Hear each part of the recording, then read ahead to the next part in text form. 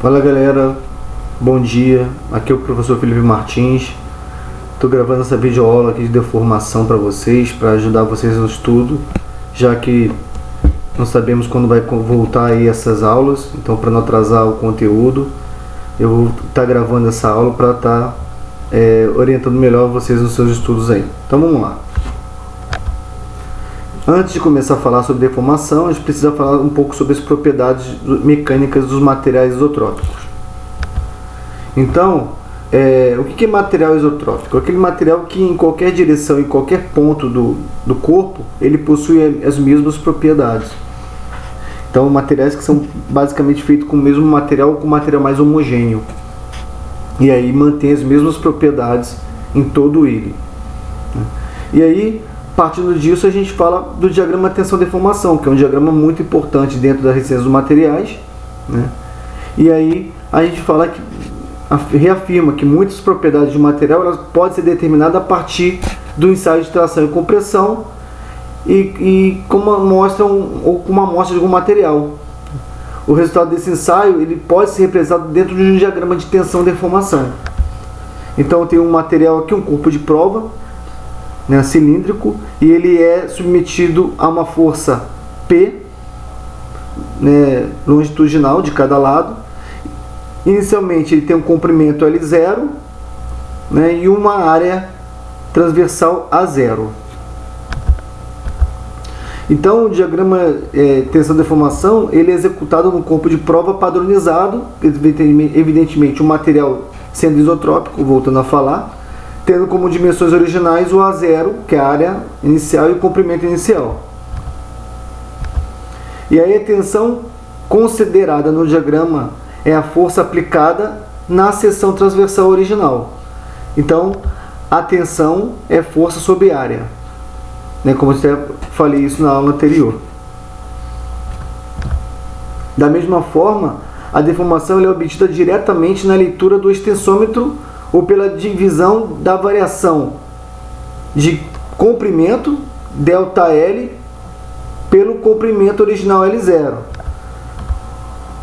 Então, minha deformação é meu ΔL sobre meu L0, sendo que ΔL é o que? É o comprimento final após a aplicação da tensão, menos o comprimento inicial.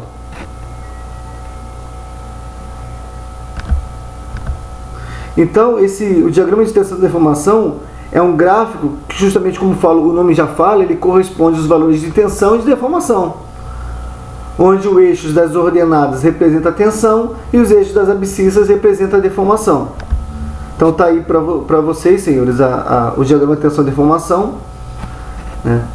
Vamos falar detalhadamente, mas aqui temos uma região elástica, né?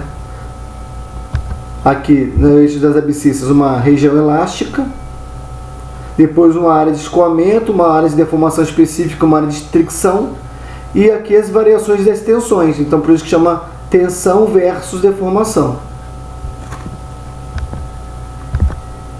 Então é importante que eu fale detalhadamente que dois diagramas de dois corpos de provas do mesmo material, por exemplo, não são exatamente idênticos, pois os resultados dependem de algumas variáveis, como a composição do material, imperfeições microscópicas, a forma de fabricação, a velocidade de aplicação da carga, a temperatura de ensaio. São todas variáveis que podem ocorrer variações no diagrama, mesmo sendo dois corpos de prova do mesmo material. Mas como se tem o material, na fabricação não existe variabilidade, não só de fabricação, como uma série de questões aí que a gente acabou de levantar.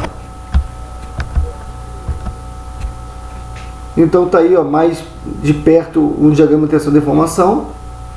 E aqui a gente vai ter um limite de proporcionalidade, um limite elástico, uma tensão de escoamento, uma tensão de ruptura, uma última tensão, que é na verdade antes da tensão de ruptura, e a tensão de ruptura verdadeira, onde o material se rompe. Então, o comportamento elástico naquela área elástica é quando o corpo de prova retorna à sua forma original quando a carga é aplicada e removida. Então, dentro do limite elástico, o corpo volta sem deformação. o material é considerado linearmente elástico até o limite superior de tensão, chamado limite de proporcionalidade. Então, nesse ponto, o corpo, conforme vai sendo aplicada a tensão, ele vai tendo uma deformação de forma proporcional. Está vendo aqui essa reta aqui? Então, há uma proporcionalidade entre tensão e deformação. Então, isso aqui é chamado de regime elástico. Nesse ponto, o material, até nessa tensão aqui, o material, se a tensão não for aumentada, o material volta para a sua condição original sem deformação.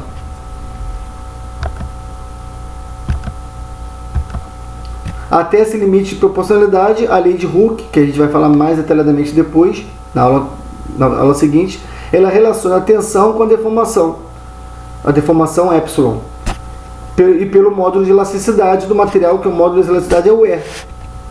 É uma propriedade de cada material. Então a lei de Hooke é essa aqui, tensão é o módulo de elasticidade vezes a deformação. Essa deformação justamente fica dentro do limite elástico aqui. Esse E aqui.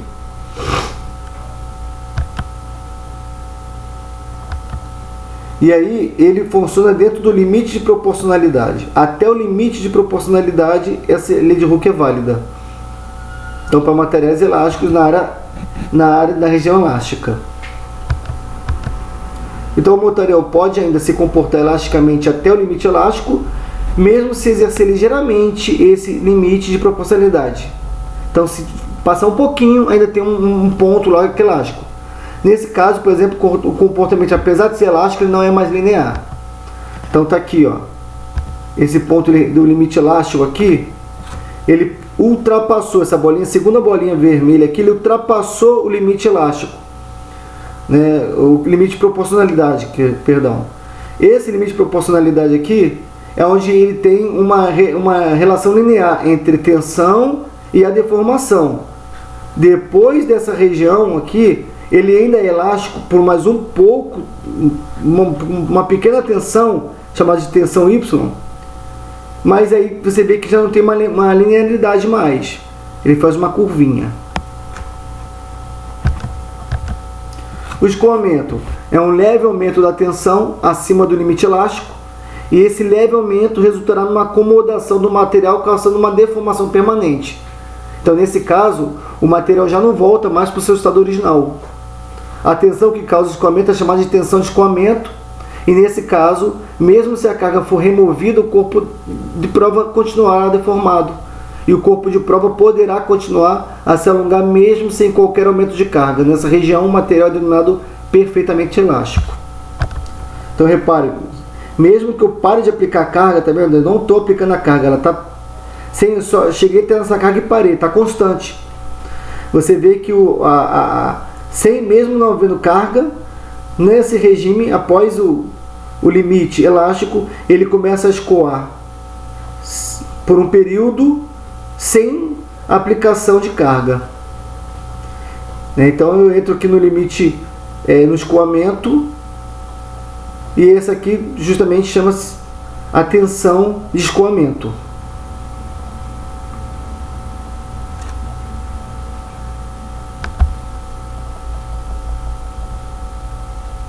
Tá vendo aqui? Eu até ampliei melhor para vocês verem a tensão de escoamento. E aqui ele está perfeitamente plástico. Antes era perfeitamente elástico. Tensão de escoamento. Deformação específica por endurecimento. Então, se ao término do escoamento uma carga adicional é aplicada no corpo de prova, ou seja, acabou o escoamento, eu aplico mais carga, a tensão continuará a aumentar com a deformação específica continuamente até atingir um valor de tensão máxima, referida por tensão última. Então você vai aplicando essa tensão até chegar a essa tensão última aqui, é a tensão máxima que o corpo suporta. A partir dessa tensão, você vai começar a ter a ruptura. Então, dentro desse período, entre tensão de escoamento e a tensão última, tem uma deformação específica de endurecimento. o valor de deformação associado à tensão do trecho compreendido entre a tensão de escoamento e a tensão última é chamado de deformação específica de endurecimento.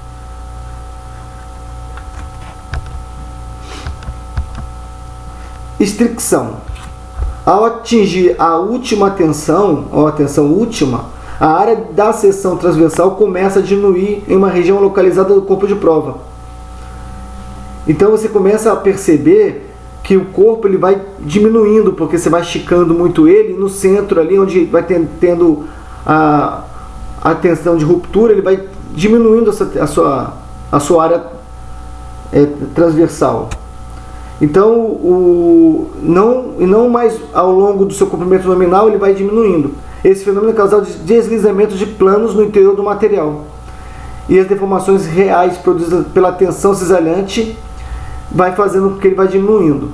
Uma vez que a área da seção transversal diminui constantemente, esta área só pode sustentar uma carga menor.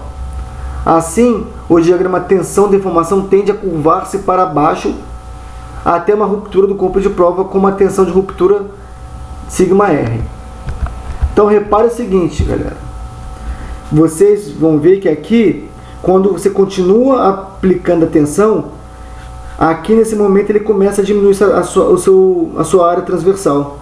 E você, para poder romper ele, nesse ponto aqui, na última tensão, você não precisa de uma tensão que você tinha antes, a tensão última. Você pode reduzindo, você vai reduzindo a tensão, que ele ainda assim ele vai continuar tendo a estricção até o rompimento verdadeiro. Olha só o corpo de prova. Aqui no meio, tá vendo? Ele foi diminuindo um pouco a sua área transversal. Essa aqui é a estricção até romper. A área sobre a curva tensão-deformação representa a energia de deformação absorvida pelo material. Então, quando a tensão atinge um limite de proporcionalidade, a energia de deformação é denominada módulo de resiliência. Quando a tensão atingir a tensão de ruptura, a energia de deformação é denominada de tenacidade. Os materiais com alta tenacidade são os mais utilizados em projetos estruturais, pois esses materiais com baixa tenacidade pode romper subitamente sem dar sinais de rompimento iminente. Então aqui, ó, essa aqui é minha área que faz a energia que atinge o limite de proporcionalidade, chamado módulo de resiliência, que é visto pelo módulo de Young, né, o módulo de elasticidade pela lei de Hooke. E a tensão de ruptura é justamente calculada dentro todo esse amarelo aqui, é o meu módulo de tenacidade, ou minha tensão, que é feito pela tensão de tenacidade. Então, primeiro significado físico da deformação. Um corpo sólido se deforma quando sujeito às mudanças de temperatura ou uma carga externa, como mostrado abaixo. Então tem aqui um corpo, é aplicada uma força axial P, ele tinha um comprimento inicial L0 e ele aumentou esse comprimento, passou um comprimento L, por conta dessa força. Então houve uma deformação. Se o comprimento inicial é L0 e L o comprimento final do corpo de prova sob tração, o alongamento é o ΔL, ou seja, L menos L0. E o alongamento por unidade de comprimento, chamado de deformação linear, é definido como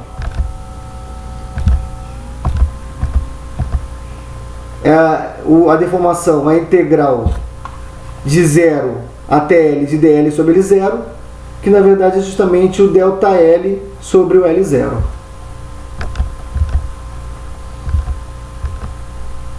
Os valores de tensão tratados anteriormente, eles valem para pontos específicos do corpo. Para obtermos um valor médio, atuando em toda a seção transversal do corpo, o valor da tensão normal da barra da figura ao lado é o seguinte, ó. Essa figura aqui, eu tenho várias tensões, eu vou pegar a tensão média. Então, a minha tensão média é a força aplicada sobre a área do corpo.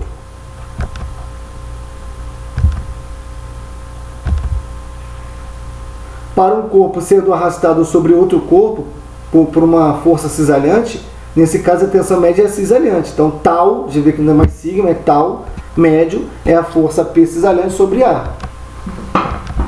Então tem aqui, ó, uma força arrastando, né, o corpo, e eu vou pegar sobre essa área que está sendo arrastada.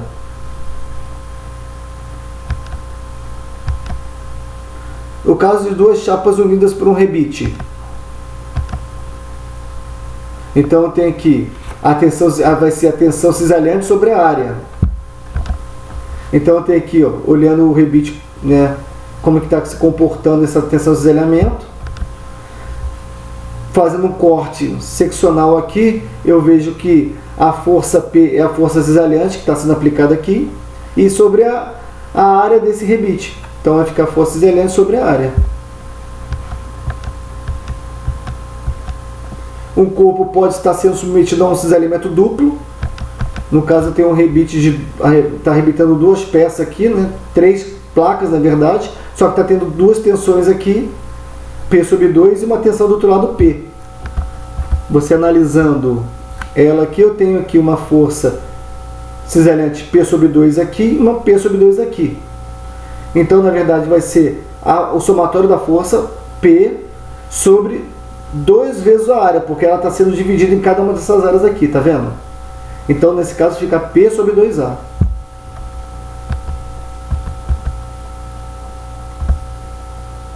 E aqui tem a tensão de esmagamento em conexões. Essa tensão de esmagamento, quando você tem uma força sendo aplicada em pinos, parafusos e rebites, elas criam tensões ao longo da superfície de esmagamento. Ou de contato, dependendo, né, do nome, nos elementos que conectam. Então tem aqui o exemplo, duas placas AB conectadas por um parafuso CD. Conforme discutimos aqui anteriormente, o parafuso ele exerce uma força P igual a força F na placa. A força P representa o resultante das forças elementares distribuídas na superfície interna de um meio cilindro de diâmetro D e de comprimento T igual a essa espessura da placa. Então o que acontece? Para você calcular a tensão dentro dessa placa, você considera como se fosse um cilindro, porque é só esse cilindrozinho aqui que está sendo atuado, e esse cilindro ele vai ser submetido a uma tensão de esmagamento, chamada tensão de esmagamento, que é obtido pela carga P e pela área do retângulo, essa área do retângulo onde ele está sendo submetido a essa área de esmagamento aqui, que representa justamente essa projeção que eu estou te falando aqui do parafuso. Essa área do retângulo é o que? É a altura do retângulo vezes esse pequeno comprimentozinho aqui onde o parafuso entra, é o D.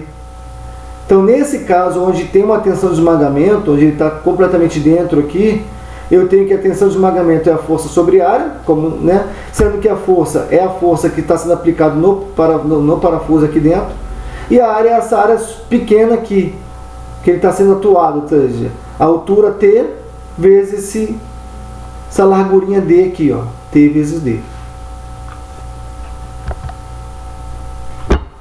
E é isso, galera. Esses são os exercícios que eu deixei para vocês fazerem, e aí depois a gente vai fazer alguns aí e botar no sistema para vocês verem, tá bom?